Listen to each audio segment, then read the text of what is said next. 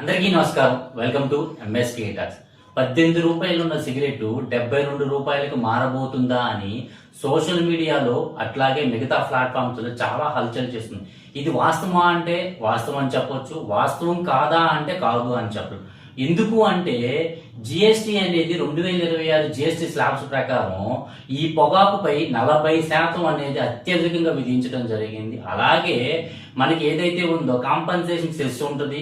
అలాగే దాని తర్వాత ఎక్సైజ్ డ్యూటీ అనేది ప్రతి 1000 సిగరెట్లకి సుమారు 2700 నుంచి 11,000 రూపాయల వరకు ఈ ప్రతి 1000 సిగరెట్ల మీద ఆధారపడి ఉంటుంది.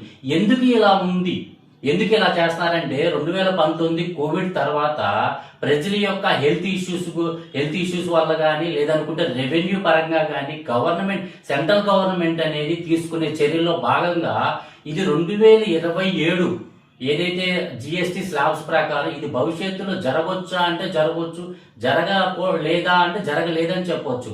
అందుకనే మళ్ళీ దీంట్లో ఏముంటదంటే సిగరెట్ యొక్క సైజు 65 mm 70 mm దాంట్లో వాడే నికోటిన్ బట్టి అలాగే వాళ్ళ యొక్క బ్రాండ్ని బట్టి ఇదంతా ఉంటుంది. సో ఉదాహరణకి ఒక సిగరెట్ 18 రూపాయలు ఉందనుకోండి, జిఎస్టీ ఎక్సైజ్ డ్యూటీ సుంకం పన్ను ఇవన్నీ కలుపుకొని సుమారు 8 నుంచి 10 రూపాయల వరకు మనం ఈ ట్యాక్స్ వరకే కడుతున్నాం. మిగతా ఏదైతే ట్రాన్స్పోర్టేషన్ తయారీకి అయిన ఖర్చు మనం అయ్యేది ఎంత అంటే సుమారు 8 నుంచి 10 రూపాయలు. మనం హాఫ్ ఆఫ్ ద అమౌంట్ ఏదైతే ఉందో అది మనం ట్యాక్స్ రూపంలోనే కడుతున్నాం.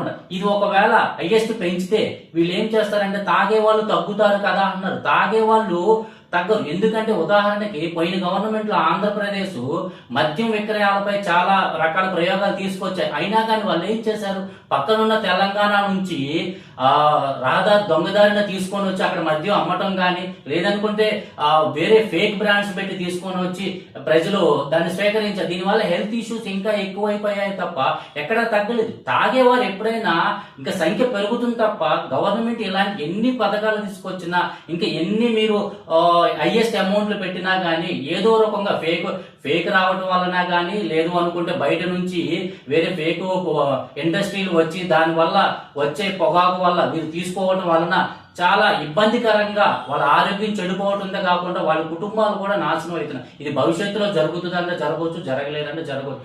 భవిష్యత్తులో ఏం జరుగుతుంది అనేది కూడా మనం ఒకసారి వేచి చూద్దాం.